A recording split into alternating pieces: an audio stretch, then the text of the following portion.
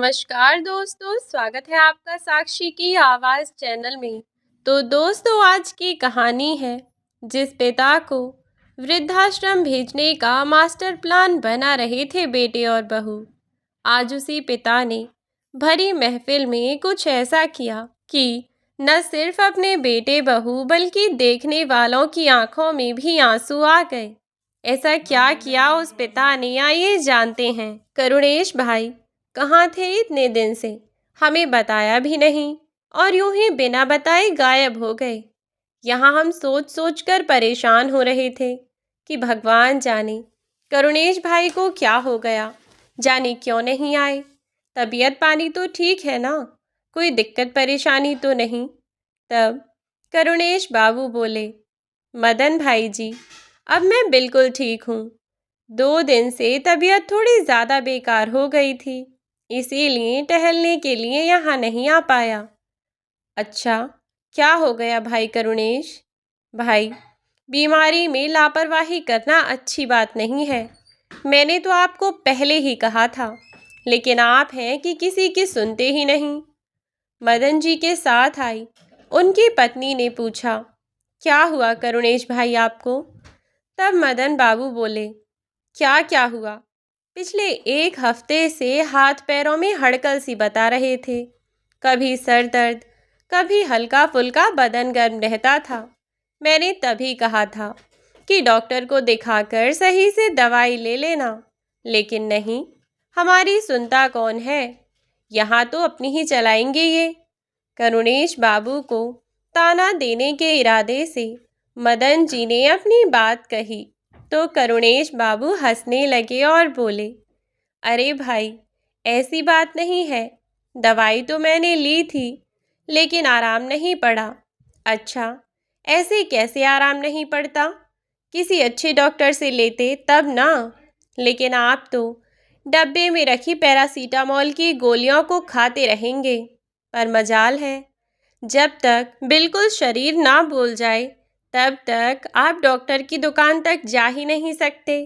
अपनी पत्नी को बताते हुए मदन बाबू ने कहा तो उनकी पत्नी भी थोड़ा मुस्कुराती हुई बोली, अब बस भी कीजिए, आपने तो भाई साहब को डांटना शुरू कर दिया। 2 दिन बाद तो बेचारे आए हैं, और वह भी बीमारी से उठकर। आपको तो उनका ख्याल रखना चाहिए, और आप हैं कि उन्हें सुनाने में लगे हुए हैं। तो मदन बाबू बोले, सुनाना?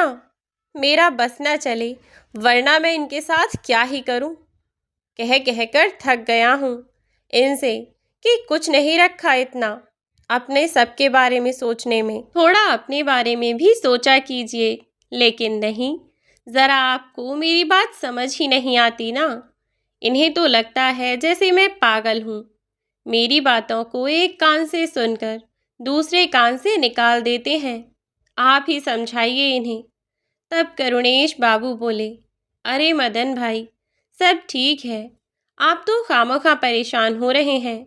भाभी जी सही कह रही हैं, आपको मेरा ख्याल रखना चाहिए, और आप मुझे डांटने लग गए।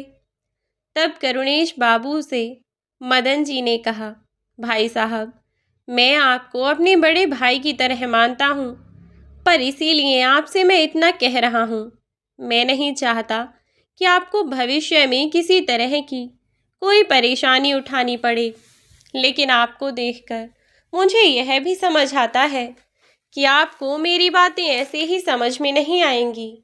आपको लगता है शायद कि मैं आपको भड़काने की कोशिश कर रहा हूँ, लेकिन मुझे आपको भड़काकर क्या मिलेगा भाई साहब? तब करुणेश बाबू बोले, अरे नहीं नहीं मदन भाई, ऐसा कुछ नहीं है, आप गलत सोच रहे हैं। मैं बहुत अच्छे से जानता हूँ कि आप मेरे सच्चे दोस्त हैं। अगर आप मुझे कुछ कह रहे हैं तो मेरे भले के लिए ही कह रहे होंगे।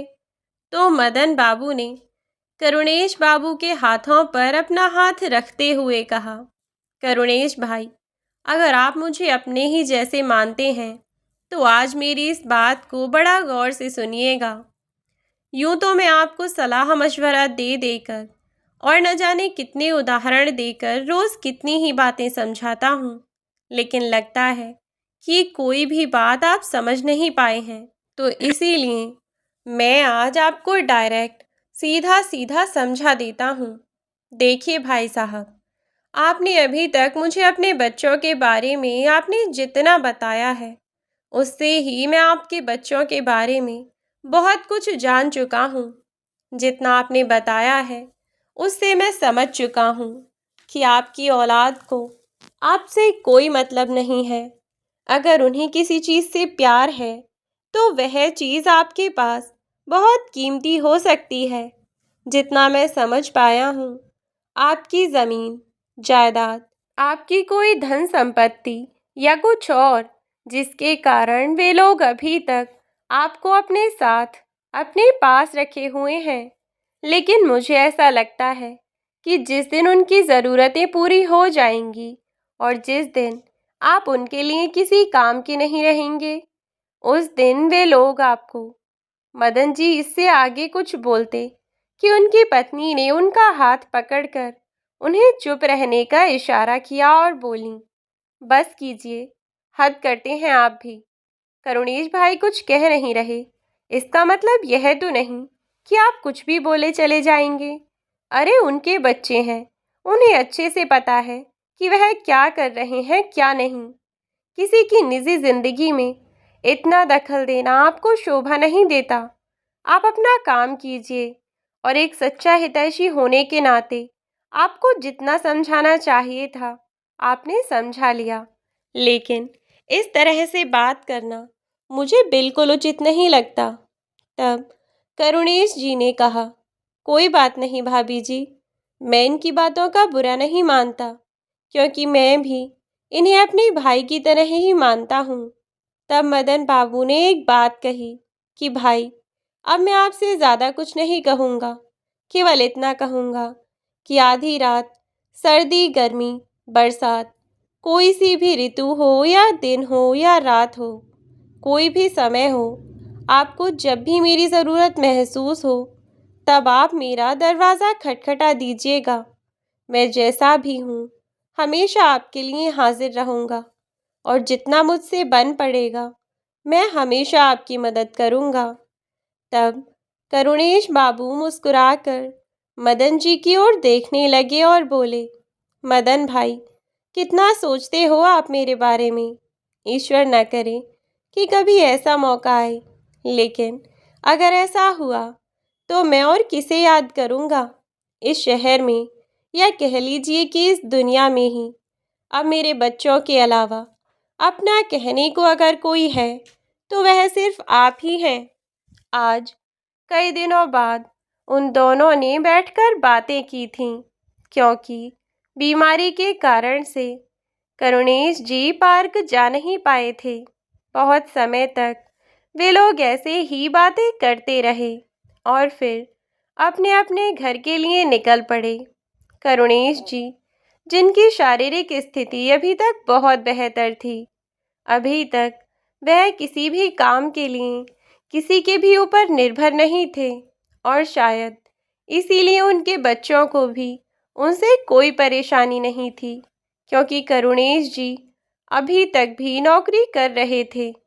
करुणेश जी की उम्र यही कोई 58-59 वर्ष की रही होगी और 1 वर्ष बाद ही उनका रिटायरमेंट भी आने वाला था, जिसके लिए मदन जी ने कई बार उन्हें अन्य उदाहरण देकर समझाने की कोशिश भी की कि भाई साहब, उस व्यक्ति के बच्चों ने उसके साथ ऐसा कर दिया, उस व्यक्ति ने अपनी औलाद को सबक सिखाने के लिए ऐसा किया, और भी कई किस्से वे उन्हें बताते रहा करते थे। लेकिन आज जब मदन बाबू को लगा कि करुणेश बाबू तो उनकी कोई बात समझ ही नहीं रहे, तो उन्होंने सीधे शब्दों में करुणेश जी के सामने अपने मन की बात रख दी। करुणेश बाबू पार्क से यह सब सुनकर वापस अपने घर तो आ गए थे, लेकिन अभी तक उनके दिमाग में यह सब बातें चल रही थीं। चाहकर भी वह मदन जी की बातों को दिमाग से निकाल नहीं पा रहे थे। वे पार्क से आए और आकर अपने ऑफिस के लिए तैयार हो गए और थोड़ी ही देर बाद उनका बेटा उन्हें आवाज़ लगाने लगा, चलिए पापा, जल्दी चलिए, मुझे आज थोड़ा जल्दी ऑफिस जाना था, तो आपके ऑफिस छोड़ता हुआ निकल जाऊंगा। करुणेश जी ने भी अपना बैग उठाया। उनकी बहुरानी ने लंच बॉक्स, जो कि पैक करके रखा हुआ था, वह करुणेश जी के हाथ में थमाया। और जब करुणेश जी घर से निकले तो उनकी बहू ने हर चीज़ का ध्यान रखा कि कहीं वे अपना कोई सामान भूल तो नहीं रहे। जैसे ही वह गाड़ी में बैठने वाले थे कि पीछे से उनकी बहू ने आवाज़ लगाई, पापा जी 1 मिनट रुकिए, आप अपना चश्मा तो भूले ही जा रहे थे। इसके बिना तो आप काम भी नहीं कर पाएंगे। यह लीजिए चश्मा। अपना चश्मा लेकर करुणेश जी भी अपने ऑफिस के लिए अपने बेटे के साथ घर से निकल गए। कुछ ही देर में उनके बेटे ने उन्हें उनके ऑफिस छोड़ दिया और फिर अपने ऑफिस चला गया। करुणेश जी पेशे से एक अकाउंटेंट थे और एक कंपनी में अकाउंटेंट के पद पर आसीन थे। इसीलिए उनकी सैलरी भी बहुत अच्छी खासी मिल जाया करती थी और सेविंग्स के नाम पर उनके पास पीएफ के पैसे, जो कि पिछले 30 साल से वह जोड़ रहे थे, सेविंग्स के लिए उनके पास उनके पैसे बहुत थे और इतने में वे अपनी ज़िंदगी आसानी से गुजार सकते थे। रोज़ाना करुणेश जी आकर अपने ऑफिस में अपने कैबिन में आराम से बैठकर अपना काम किया करते, लेकिन आज तो जैसे वह कहीं गुम थे, हर समय किसी चीज़ के बारे में सोच रहे थे। करुणेश जी अपने कैबिन में गए और वहां अपना बैग रखकर अपने स्टाफ के सभी लोगों से उन्होंने बातचीत की और कैबिन में जब अकेले बैठे थे तो फिर से मदन जी की बातें उनके दिमाग में आने लगीं और वे बातें सोचने लगे कि क्या मदन जी जो कह रहे हैं वह सही है? क्या उन्हें स्वार्थी होकर अपने बारे में सोचना चाहिए? करुणेश जी के मन में बड़ी दुविधा थी। उनका एक मन कहता कि मदन जी बिल्कुल सही कह रहे हैं, आज नहीं तो कल उन्हें मदन जी की बात ना मानने का अफसोस होगा। लेकिन फिर उनका एक मन कहता कि एक पिता इतना स्वार्थी कैसे हो सकता है कि अपनी औलाद के बारे में ना सोचकर वह सिर्फ अपने बारे में सोचे। मदन जी का कहना था कि पूरे जीवन अपने बच्चों के लिए कमाया और सब कुछ उन्हीं के ऊपर न्यौछावर भी किया। अब तो आपका बेटा भी पिछले 10 साल से पैसे कमा रहा है। ऐसे में अगर 1 साल का पैसा जोड़कर अब करुणेश जी को अपने पास सुरक्षित रख लेना चाहिए। मदन जी की यह बात करुणेश जी ने मानने से इनकार कर दिया और इसीलिए करुणेश जी को आज फिर से मदन जी ने समझाया था। तो करुणेश जी बैठे बैठे उन बातों के बारे में सोचने लगे कि वह सब बातें जो उन्होंने मदन जी को बताई थीं या जो उनके साथ घटित हुई थीं, उन बातों में सचमुच ऐसा क्या था जिसने मदन जी को इतना सोचने पर मजबूर कर रखा था। यही सब बातें सोचते सोचते करुणेश जी अपने अतीत की यादों में खो गए।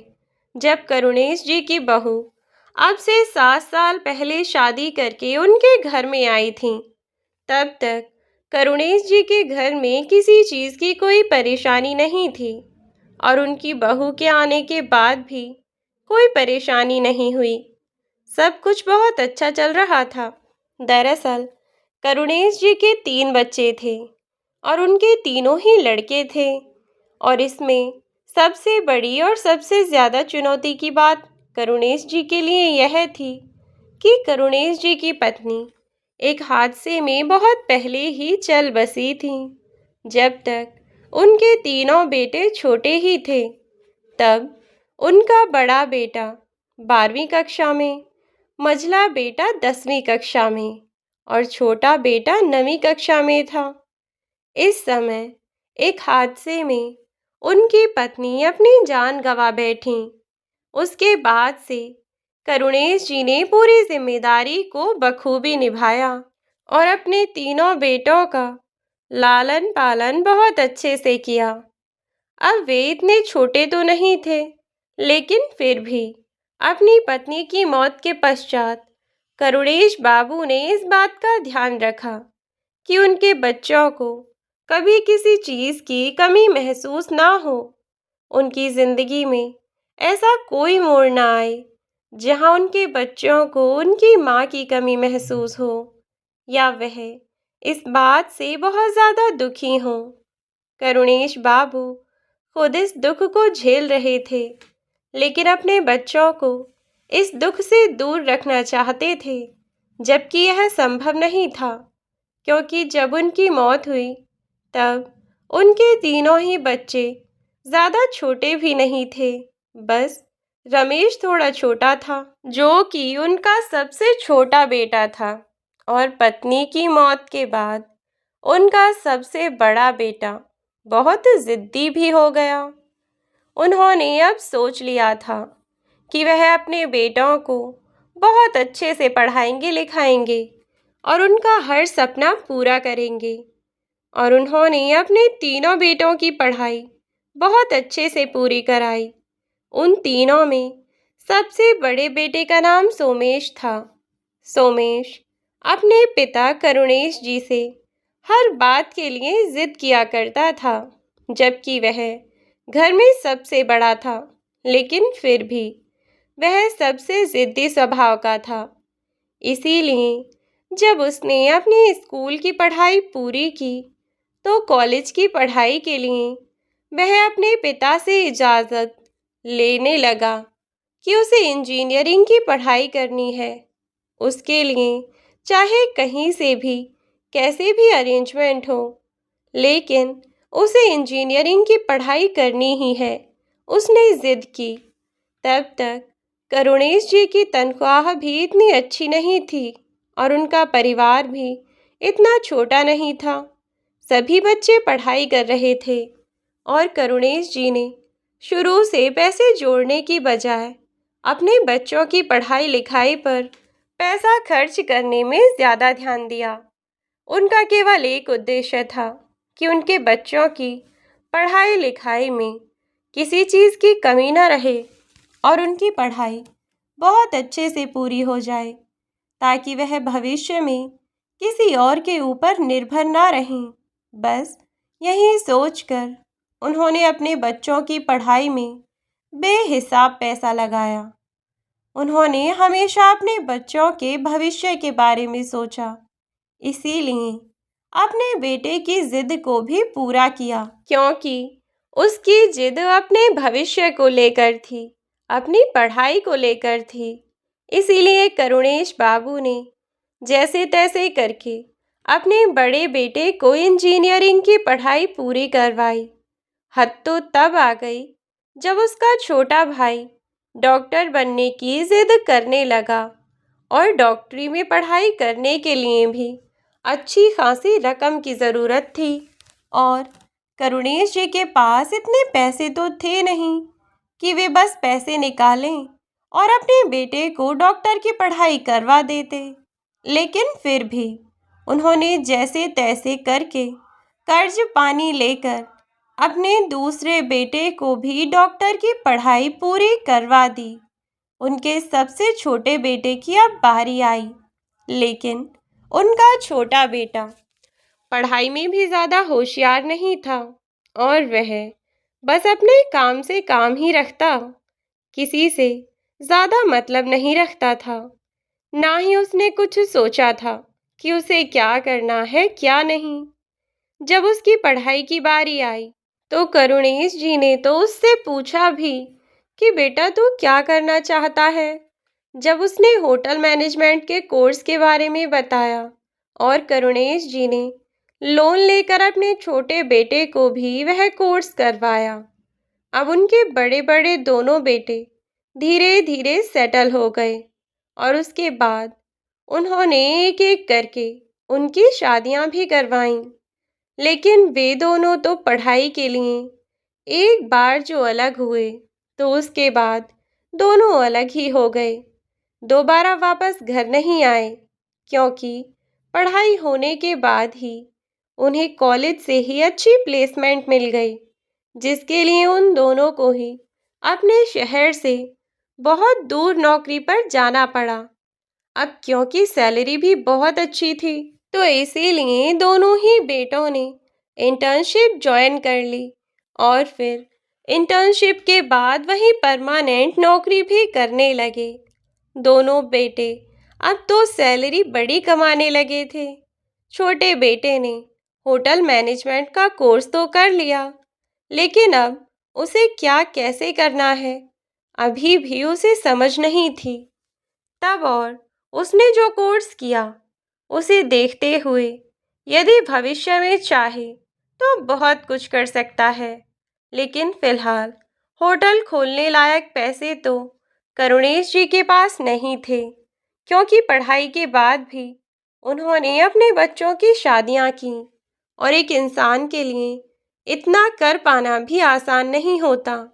लेकिन यह बात उनके बच्चों को अभी तक समझ नहीं आई थी। तब करुणेश जी ने अपने छोटे बेटे को समझाया कि बेटा, तू अपनी पढ़ाई लिखाई पर थोड़ा ध्यान दे और जब तक तेरी पोस्ट ग्रेजुएशन ना हो तब तक तू कोई और ढंग का कोर्स कर ले। आजकल सॉफ्टवेयर से रिलेटेड इतने सारे कोर्सेज होते हैं, वेब डिज़ाइनिंग वगैरह, कोई भी कोर्स कर ले, उससे तुझे अच्छी सैलरी भी मिल जाएगी और अच्छी इज्जत भी मिलेगी। सॉफ्टवेयर इंजीनियर से कम थोड़े ही ना होते हैं वो लोग। करुणेश जी ने अपने बेटे को समझाया तो उनका सबसे छोटा बेटा रमेश भी मान गया और उसने अपने पिता के बताए अनुसार ही कोर्स किया और अपने बच्चे की जिम्मेदारी उठाने के लिए फिर से उन्होंने एक छोटा सा लोन करुणेश जी ने निकाल लिया था कि उनके दोनों बेटे तो सेटल हो ही गए हैं। वे सोचते थे कि अब जल्दी ही उनका छोटा बेटा भी कहीं काम पर लग जाए तो उसकी भी शादी करा करू कर वे छुट्टी करें, और ऐसा ही हुआ भी। कोर्स पूरा होने के कुछ समय बाद ही रमेश को एक अच्छी नौकरी मिल गई और वह वहीं नौकरी करने लगा। अब क्योंकि रमेश की भी नौकरी लग चुकी थी, तो इसीलिए करुणेश जी ने सोचा कि अब उसकी भी शादी करवा देनी चाहिए और इसीलिए उन्होंने उसकी शादी अपने ही एक जानकार की बेटी से करवा दी। शादी के बाद करुणेश जी को कम से कम इतना तो सहारा था कि अब वे घर की सभी जिम्मेदारियों से मुक्त थे। बहू के घर पर आने के बाद उन्होंने जल्दी ही सारी जिम्मेदारियां अपनी बहू को दे दी। धीरे धीरे रमेश की पत्नी मीना ने भी घर की जिम्मेदारियों को अपने कंधों पर उठा लिया। घर में जो भी काम होते, मीना उन्हें बखूबी संभाल लिया करती थी और घर के बाहर की जिम्मेदारी रमेश और करुणेश जी संभाल ही रहे थे। करुणेश जी जल्दी ही सारा लोन पटाना चाहते थे, क्योंकि उन्होंने पूरे जीवन बहुत मेहनत की और अब वे जल्द से जल्द अपनी सभी जिम्मेदारियों से मुक्त होकर चैन की सांस लेना चाहते थे। कब तक यूं ही पैसे कमा कमा कर बस लोन पटाते रहते, यही सोचकर बस करुणेश बाबू दिन रात मेहनत कर रहे थे कि एक बार उनके लिए हुए लोन खत्म हो जाएं तो उन्हें राहत की सांस आए, क्योंकि बढ़ती उम्र के कारण करुणेश बाबू के हाथ पैरों ने भी जवाब देना शुरू कर दिया था। अब उनसे इतनी मेहनत भरा काम नहीं किया जाता था, लेकिन मजबूरी थी, वे अच्छे से जानते थे और कहीं ना कहीं जीवन की सच्चाई से वाकिफ थे और उन्हें पता था कि जो लोन उन्होंने लिए हैं उन लोनों को चुकाना भी उन्हीं की जिम्मेदारी है, उन्हें कोई और नहीं चुकाएगा। और इसीलिए वे अभी तक पूरी लगन से काम कर रहे थे। दवाइयों के सहारे ही उनकी जिंदगी चल रही थी और वे अपना काम करते जा रहे थे। देखते ही देखते रमेश 3 बच्चों का पिता बन गया, जिनमें सबसे छोटी रमेश की बेटी थी। लेकिन अब तक रमेश यूं ही एक प्राइवेट नौकरी में लगा हुआ था और अक्सर बस यही कहा करता कि एक बार थोड़े पैसों का अरेंजमेंट कर लूं, फिर कोई अच्छा सा होटल खोलूंगा। कब तक दूसरों के यहाँ नौकर बनकर रहूँगा? कब तक दूसरों की नौकरी करता रहूँगा? इसी तरह की बातें वह किया करता था, जिसके लिए शायद वह थोड़े बहुत पैसे जोड़ भी रहा था। और अब तक करुणेश बाबू ने भी अपने सभी लोन पूरी तरह से चुका दिए थे। आज अपने लोन की आखिरी किश्त जमा करवाने के बाद करुणेश बाबू को बहुत सुकून महसूस हुआ और घर जाते समय वे अपने पोते पोतियों के लिए मिठाई लेकर गए और उनके लिए कुछ खिलौने भी लेकर गए। करुणेश बाबू को देखकर बच्चे दादाजी दादाजी चिल्लाने लगे। करुणेश बाबू ने मीना से एक गिलास पानी मांगा तो मीना भी अपने ससुर के लिए पानी का गिलास ले आई और तब करुणेश बाबू ने मीना के हाथ में मिठाइयाँ थमा दी और बोले, यह लो बेटा, आज तुम घर में सबको खाने के बाद मिठाई भी दे देना। तब अचानक से करुणेश बाबू को मिठाई लाया हुआ देखकर उनकी बहू मीना बोली, क्या हुआ पापा जी, आज अचानक मिठाई लेकर आ गए? सब ठीक तो है? अगर मतलब कोई खुशी की बात है तो मुझे भी बताइए। तब करुणेश बाबू बोले, हाँ बहू, खुशी की बात तो है और मेरे लिए तो बहुत ही ज़्यादा बड़ी खुशी की बात है। यह सुनकर मीना बोली, अच्छा, ऐसा भी क्या हो गया पापा जी जो आप इतने खुश हैं? तब करुणेश बाबू ने कहा कि ईश्वर की कृपा से आज मैं अपने सभी कर्ज से मुक्त हो गया बेटा। इन दोनों लोनों की मुझे बहुत चिंता रहती थी। जो लोन मैंने इनकी शादी और इसके कोर्स पर लिए थे और साथ ही दूसरे बेटे को इंजीनियरिंग कराई थी, तब भी दूसरों से पैसे उधार मांगे थे। अब जाकर मैं उन सब के कर्ज से मुक्त हो पाया हूँ। आज जाकर मुझे सुकून की नींद आएगी। इसी खुशी में सबके लिए मिठाई लेकर आया हूँ। तो यह सुनकर मीना की आंखों में भी चमक आ गई और मीना भी खुश हो गई। खुश होते हुए उसने मिठाई ली और बोली, यह तो बहुत अच्छा हुआ पापा जी। चलिए, सबसे पहले मैं आप ही का मुंह मीठा कर देती हूँ। आप रुकिए, मैं सबके लिए मिठाई लेकर आती हूँ। उस दिन मीना ने सबको मिठाई खिलाई और सब बहुत खुश हुए।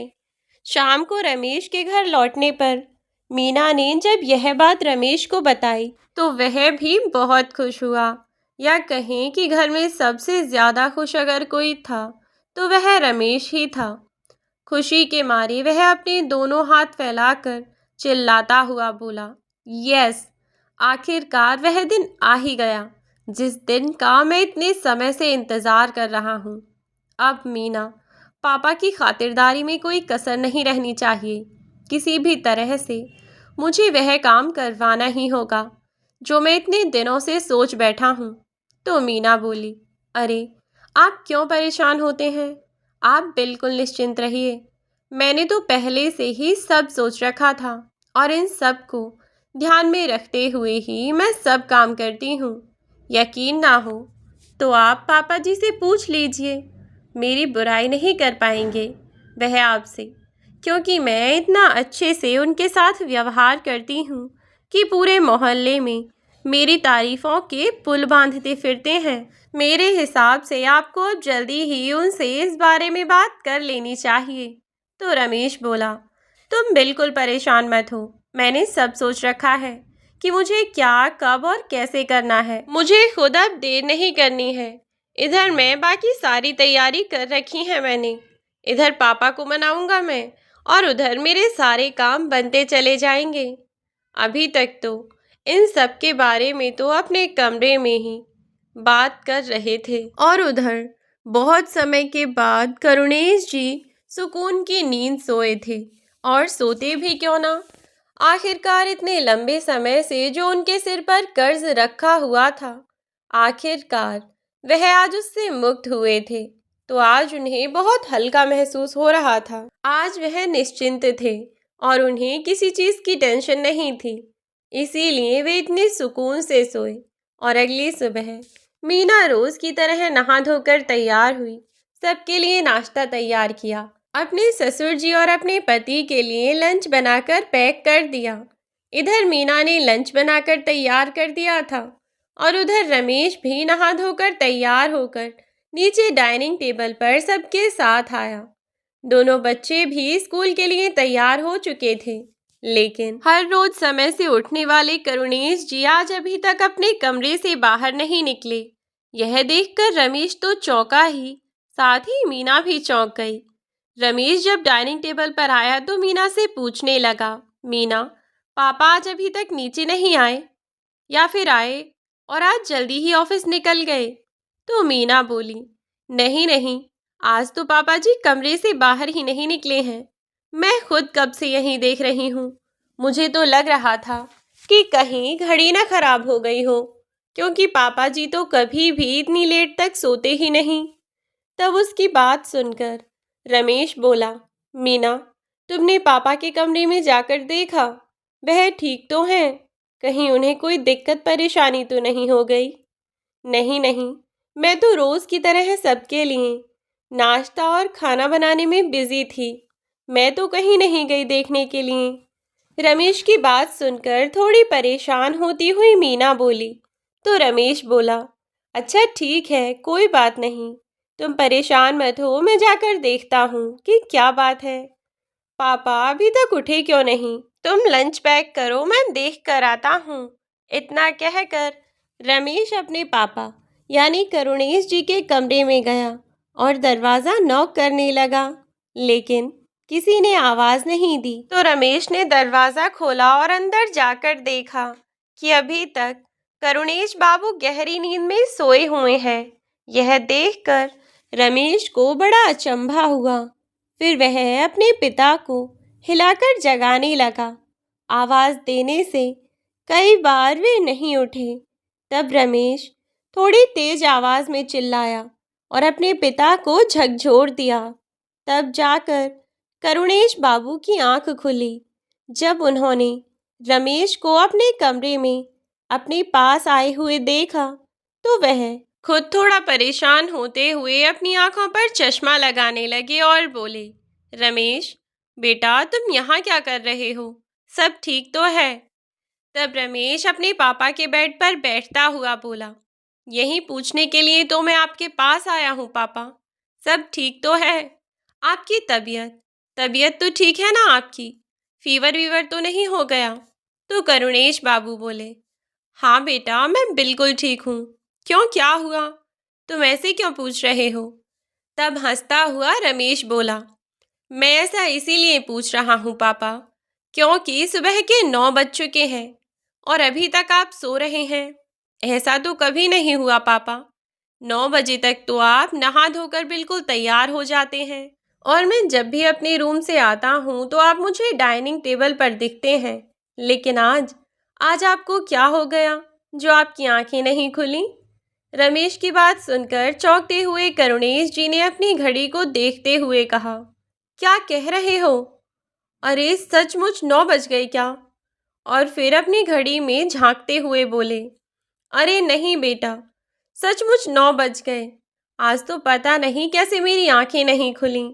आज तो बड़ा लेट हो जाएगा। हड़बड़ाते हुए करुणेश बाबू अपने बिस्तर से उठे और बाथरूम में जाने लगे और बोले, तुझे लेट तो नहीं हो रहा? अगर तुझे लेट हो रहा हो तो तू चला जा। तो रमेश बोला, नहीं पापा, लेट क्यों होगा? अभी तो बहुत टाइम है। मैं तो बस यह सोच रहा था कि अभी तक आप क्यों नहीं उठे और रोज़ आप इस समय तक तैयार हो जाते हैं। वह तो हाँ बेटा, सॉरी बेटा, पता नहीं कैसे आँख नहीं खुली। इतना कहते हुए करुणेश जी बाथरूम में चले गए और बोले, बस 5 मिनट में आ रहा हूँ, तुम जाओ जाकर नाश्ता कर लो। तो रमेश बोला, कोई बात नहीं पापा, कभी तो थोड़ा बहुत लेट हो ही जाता है। अब इतनी सी बात को लेकर आप इतना परेशान मत होइए। आप आराम से नहा धोकर आइए और आराम से नाश्ता करने के बाद ही हम लोग ऑफिस चलेंगे। इतना कहकर रमेश बाहर आ गया और डाइनिंग टेबल पर वे लोग इंतज़ार करने लगे। तब डाइनिंग टेबल पर जब करुणेश बाबू तैयार होकर पहुँचे तो मीना हंसती हुई बोली, पापा जी, आज आप इतनी गहरी नींद में सोए हुए थे कि आपकी आंखें ही नहीं खुलीं। तो हंसते हुए करुणेश बाबू अपनी नाश्ते की प्लेट को सरकाते हुए कहने लगे, हाँ बहू, पता नहीं आज क्या हो गया था। तो मीना ने हंसते हुए कहा, कहीं है कल की बात का ही असर तो नहीं पापा जी। चौंकते हुए करुणेश बाबू बोले, मतलब यह है कि कल आपका लोन क्लियर हो गया ना, तो इसी खुशी में शायद ज़्यादा ही निश्चिंत हो गए आप, और आपको इसीलिए कुछ ज़्यादा ही सुकून की नींद आ गई। तब करुणेश बाबू बोले, हाँ बहू, लाख रुपए की बात कही है तुमने तो, बिल्कुल ऐसा ही है। कल कितने दिनों बाद मैं सुकून की नींद सोया हूँ, और देखो वह नींद इतनी जल्दी पूरी भी नहीं हुई, वरना रोज़ सुबह जल्दी ही मेरी आँखें अपने आप खुल जाती हैं। खैर, यह सब छोड़ो और बताओ, नाश्ते में क्या बनाया है आज तुमने? तो मीना ने प्लेट में पराठे परोस दिए और बोली, आलू के पराठे बनाए हैं पापा जी। आप लोग नाश्ता कर लीजिए, लंच तैयार है, यह लीजिए। फिर सब लोगों ने साथ में बैठकर नाश्ता किया। दोनों बच्चों ने भी नाश्ता किया और सब लोग घर से निकल गए। और रोज़ की तरह फिर से रमेश अपने ऑफिस, करुणेश जी अपने ऑफिस और मीना घर पर ही थी। और रमेश ने तीनों बच्चों को उनके स्कूल भी छोड़ दिया। और ऐसे ही 4-6 दिन बीत गए। करुणेश बाबू की दिनचर्या में सुबह उठकर पार्क जाना शामिल था, और इसीलिए पार्क में जाकर वह अपने साथ के लोगों से बातें कर लिया करते थे, जिससे उनका मन भी हल्का होता और दूसरों से बातें करके उनका थोड़ा समय भी कट जाया करता था। उसके बाद पार्क से वापस आकर ऑफिस के लिए तैयार होते और फिर ऑफिस निकल जाते थे। ऑफिस से आकर खाना पीना खाते और फिर आराम करने लग जाते थे। ऐसे ही उनकी दिनचर्या चल रही थी। कुछ दिनों पहले से पार्क में उन्हीं के जैसे लगभग उनके छोटे भाई की उम्र के जितने एक अन्य व्यक्ति पार्क में आने लगे थे, जिनका नाम मदन था।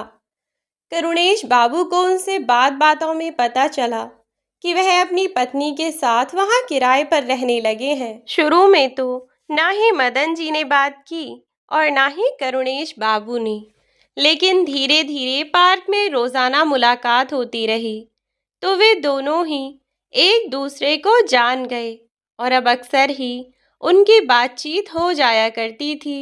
और धीरे धीरे वे लोग एक दूसरे को बहुत अच्छे से जानने लगे थे।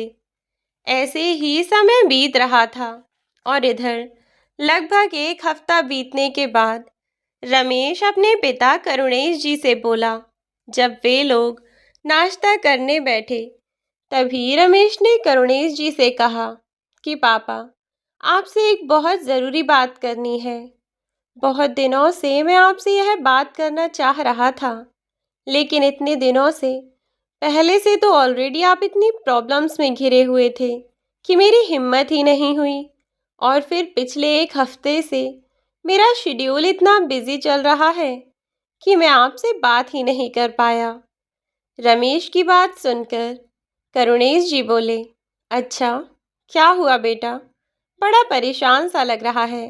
सब ठीक तो है?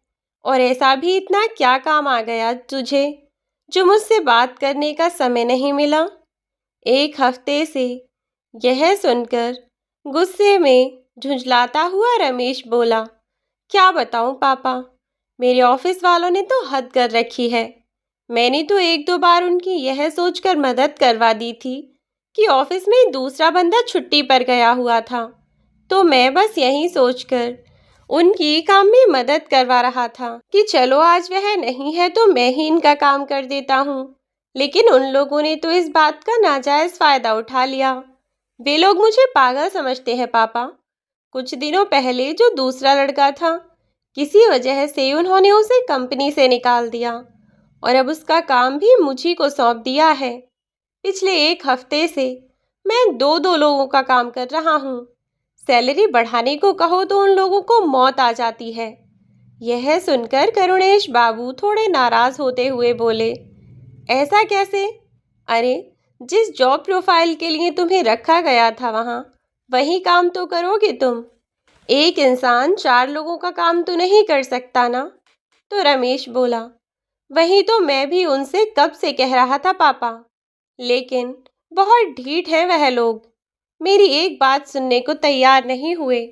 बोले कि अगर काम करना है तो हमारे अकॉर्डिंग करना पड़ेगा, वरना जाओ, छोड़कर जा सकते हो। हमारे लिए एम्प्लॉयज़ की कमी नहीं है। आप बताओ पापा, इतने टाइम से मैं उन लोगों की कंपनी में काम कर रहा हूँ और मुझे ऐसे बोल दिया। गुस्सा तो इतना आ रहा था कि तभी, चलो छोड़ो, फैमिली के बारे में सोचकर रुक गया। बस अब सिर्फ अपने बारे में तो नहीं सोच सकता ना मैं, फैमिली के बारे में भी सोचना पड़ता है। इसीलिए ऐसे लोगों की इतनी बातें सुननी पड़ती हैं। यही सब बोलता हुआ रमेश बहुत परेशान हो गया। तो करुणेश बाबू ने उसे हौसला देते हुए कहा, कोई बात नहीं बेटा, इसमें इतना परेशान होने की कौन सी बात है। हो सकता है कि अभी उन्हें कोई दूसरा एम्प्लॉयर ना मिल रहा हो, और फिर काम तो सब करते ही हैं अपने परिवार के लिए। हिम्मत रखो, सब ठीक होगा। इंसान को काम तो करना ही पड़ता है ना, और कोई उपाय भी तो नहीं। तो रमेश बोला, एक उपाय है पापा, जिससे हम दूसरों के ताने, दूसरों की फिजूल की बातें सुनने से बच सकते हैं और अपने परिवार का खर्च भी आसानी से चला सकते हैं। यह सुनकर करुणेश बाबू थोड़े चौंक गए और आश्चर्यचकित होते हुए बोले, अच्छा सच में? पर मुझे तो ऐसा कोई तरीका नहीं पता बेटा। ऐसा कौन सा तरीका है भाई, हमें भी बताओ, हम भी तो सुने। तब रमेश बोला, पापा, अगर हम खुद ही मालिक बन जाएं तो कोई और हम पर हुक्म चला ही नहीं सकता ना। अगर हम अपना खुद का कोई बिजनेस स्टार्ट करें तो कोई हमें अपने अंडर नहीं रखेगा, ना ही हम पर हुक्म चलाएगा और ना ही 50 बातें सुननी पड़ेंगी। यह कहता हुआ रमेश बहुत उत्साहित हो गया। तो करुणेश बाबू बोले, यह तो तुमने बहुत अच्छा सोचा है बेटा। अगर ऐसा हो जाए तो सोने पर सुहागा हो जाएगा। फिर तो जो मन में आएगा वह किया करेंगे। बच्चों के साथ अच्छी अच्छी जगह घूमने चलेंगे और उनके लिए नई नई चीज़ें भी लेकर आएंगे। क्यों है ना बेटा? अपने पोते पोतियों के साथ हामी मिलाते हुए करुणेश जी ने कहा। तो रमेश बोला, है ना पापा, कितनी अच्छी ज़िंदगी हो जाएगी हमारी, लेकिन उसके लिए आपको मेरी मदद करनी होगी। यह सुनकर करुणेश जी चौंकते हुए रमेश की ओर देखने लगे और बोले, मैं तुम्हारी मदद कर सकता हूँ, मगर कैसे बेटा? मैं भला तुम्हारी मदद कैसे कर पाऊँगा? तब रमेश बोला, पापा, अब आप ही मेरी मदद कर सकते हैं। अब तो आपके दोनों लोन भी क्लियर हो गए हैं ना, तो आपका सिविल तो और भी ज़्यादा अच्छा हो गया होगा। तो इसीलिए बैंक मुझसे पहले आपको लोन दे देगा और मुझसे ज़्यादा भी लोन मिल जाएगा आपको। कोई परेशानी नहीं आएगी। दरअसल मैं अपना होटल खोलने के बारे में सोच रहा हूँ। आप तो जानते ही हैं कि वह मुझे अच्छे से आता है। सब कुछ कोर्स किया हुआ है मैंने। तो मैं चाहता हूँ कि एक बार होटल खोलकर अपना बिजनेस शुरू करूँ और खूब पैसा कमाऊँ और अपने और बच्चों के सारे सपने पूरे कर सकूँ, और आपके भी। तब करुणेश जी की हंसी जैसे एकदम फीकी पड़ गई। जिस बोझ को उतारने के लिए वह अपने शरीर को इतने दिनों से तोड़ रहे थे, फिर से उस बोझ को अपने सिर पर चढ़ाने की हिम्मत उनमें नहीं थी। इसीलिए वे बड़ी धीमी सी आवाज में रमेश से बोले, रमेश बेटा, ऐसे कैसे संभव है?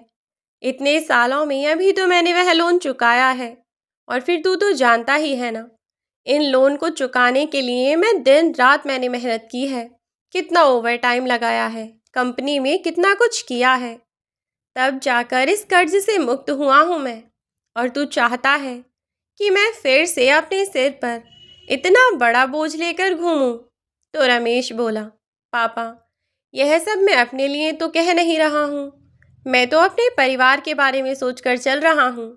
और फिर आप इस परिवार से अलग तो नहीं, और मैं कौन सा आपसे कह रहा हूँ कि सारा कर्ज आप ही पटाइए। मैं तो कह रहा हूँ कि आप बस मुझे लोन दिलवा दीजिए अपने नाम पर। जो ईएमआई होगी वह मैं भरता रहूँगा। और फिर अगर एक बार बिजनेस चल पड़ा तो ऐसे कितने लोन लेने पड़ेंगे और कितने लोन मैं पटा दूंगा। पैसों में खिलेंगे पापा हम। ज़रा सोच कर देखिए आप। इसी बात को लेकर करुणेश जी बहुत परेशान थे, लेकिन उन्होंने रमेश से कुछ नहीं कहा। उस वक्त वह चुप रहे। रमेश ने भी उन्हें कुछ दिन का समय दिया कि आप सोचकर बता दीजिएगा पापा। लेकिन अगले ही दिन करुणेश जी ने उसे मना कर दिया। कहा कि बेटा, मैं अपने सिर पर इतना बड़ा बोझ नहीं ले सकता।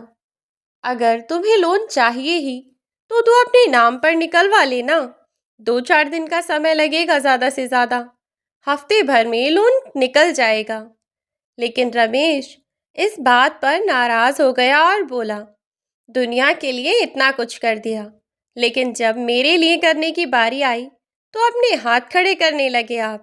अरे कम से कम कुछ तो शर्म कीजिए। आपकी बहू दिन रात आपकी सेवा करती है। इतना कुछ करते हैं हम आपके लिए। मेरे बारे में ना सही, इसी के बारे में सोच लीजिए। मेरे लिए इतना कर दीजिए। जब रमेश ने ज़्यादा दबाव दिया तो उन्होंने उसकी बात मान ली और उसे लोन दिलवा दिया। धीरे धीरे समय बीता। रमेश ने अपना काम शुरू करने के लिए शुरुआत करी ही थी, लेकिन अभी तो उसके काम को शुरू होने में भी महीनों का समय लगने वाला था। और इतने समय तक निकले हुए लोन की ईएमआई भरने की जिम्मेदारी कौन अपने सर पर उठाने वाला था, यह तो किसी ने सोचा ही नहीं। जैसे ही महीने का दिन आया, किश्त के लिए उनके पास फोन आने लगे। करुणेश जी ने अपने बेटे को टोका, लेकिन वह माना नहीं और कहा कि पापा, आप जमा करा दीजिए, चाहे आप करें या मैं करूं, बात तो एक ही है ना। पैसे तो घर में ही खर्च हुए हैं ना, कहीं बाहर तो नहीं ले गया मैं। इस तरह से रमेश ने वह सारा पैसा खर्च कर दिया और करुणेश जी के ऊपर डाल दिया। और करुणेश जी धीरे धीरे वह कर्ज पटाने लगे। वह तो भला हो ईश्वर का कि करुणेश जी ने अपने बेटे को कम ही पैसों का कर्जा दिलवाया था, क्योंकि वह ज्यादा पैसे निकालना नहीं चाहते थे। और उनके बेटे ने भी उनसे कहा कि पापा, आधे पैसे मैंने जमा किए हुए हैं, आधे पैसे आप निकलवा दीजिए। तो इसीलिए करुणेश जी को अब एक बार ठोकर लग चुकी थी। दोबारा वे ऐसी गलती नहीं करना चाहते थे। और फिर अब तो उनकी उम्र भी हो चली थी, चलते वक्त भी ढंग से चल नहीं पाते थे। बस कोई ही समय जा रहा था उनके रिटायरमेंट का कि उनका बेटा और उनकी बहू उनके आगे फिर से ज्यादा मीठे बनने लगे। यूं तो मीना उनके खाने पीने को दे ही दिया करती थी, लेकिन रिटायरमेंट जैसे जैसे नजदीक आ रहा था, वैसे वैसे बेटी बहू का प्यार भी कुछ ज्यादा ही हो रहा था। करुणेश जी यह सब बातें मदन जी को बता चुके थे और इसीलिए मदन जी उन्हें समझा रहे थे। कई दिन बीमारी के बाद जब करुणेश जी पार्क पहुंचे तो मदन जी ने उन्हें बहुत समझाया, क्योंकि वे भी अपने बच्चों के ही सताए हुए थे। उनके बेटे और बहू ने उन्हें घर से निकाल दिया और वे दोनों पति पत्नी वहां किराए पर रह रहे थे। यह सब बातें अब तक तो करुणेश जी को बता चुके थे, लेकिन करुणेश जी दिल से काम लेने वाले इंसान थे। दिमाग से थोड़ा कम ही सोचा करते इन मामलों में। लेकिन मदन जी ने इतना जोर दिया तो आज पुरानी सारी बातें फिर से उनके दिमाग में तैर गईं और उन्होंने निश्चय किया कि वह अपने बेटे और बहू को इन रुपयों में से एक पैसा नहीं देंगे। फिर धीरे धीरे दिन बीतने लगे और रिटायरमेंट नज़दीक आने वाला था। उसके 2 दिन पहले उनका बड़ा बेटा सोमेश, मझला बेटा और दोनों बहुएं सब घर ही आ गए। वे दोनों रमेश के घर अपने पिता के साथ अच्छा समय बिताने लगे और अपने पिता को अपनी अपनी ज़रूरतें बताने लगे। कोई कहता कि बच्चों का एडमिशन अच्छे कॉलेज में करवाना है, तो कोई कहता कि पत्नी का इलाज करवाना है। कोई घर के लिए पैसे चाहता था, तो कोई हॉस्पिटल में देने के लिए, मतलब बीमारियों के लिए। सब अपनी अपनी ज़रूरतें बताने लगे, तो रमेश ही क्यों पीछे रहने लगा। रमेश भी अपने भाइयों से कहने लगा कि भैया, यह तो वही बात हो गई कि सेवा करूं मैं और मेवा खाएं आप दोनों। मैं किसी को कुछ नहीं लेने दूंगा पापा से। पापा जो कुछ भी देंगे तब मुझे ही सब देंगे। उनके सारे पीएफ फंड और पेंशन वगैरह सब पर मेरा अधिकार है। इस बात को लेकर तीनों में बहस चल रही थी।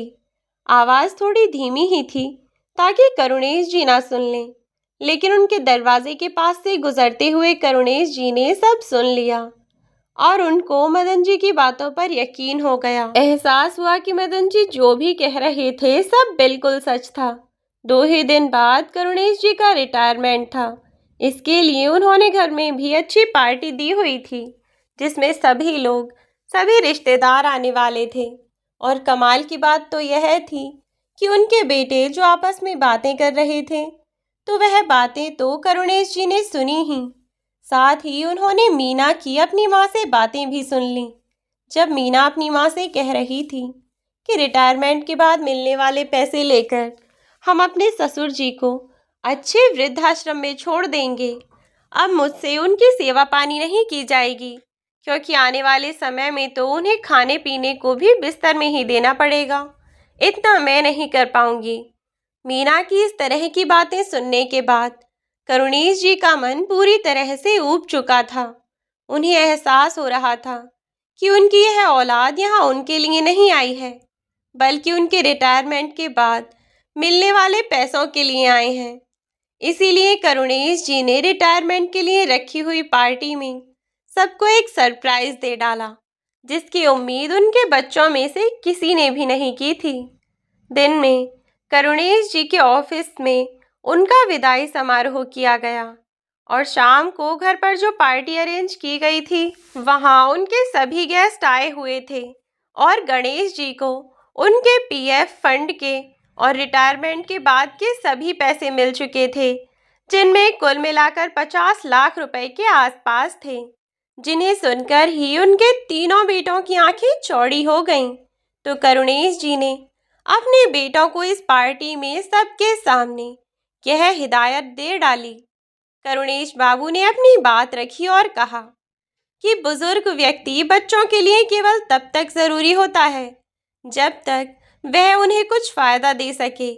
जब वह उनके फ़ायदे का या उनके काम का नहीं रहता, तो बच्चे उसे उठाकर घर के बाहर कचरे के ढेर में फेंक देते हैं। इसीलिए मैं कचरे का ढेर नहीं बनूंगा। मैं अपने पास इतने पैसे और इतनी संपत्ति रखूंगा कि मेरे अंत समय तक वह संपत्ति मेरी रक्षा करे हर प्रकार की मुसीबत से।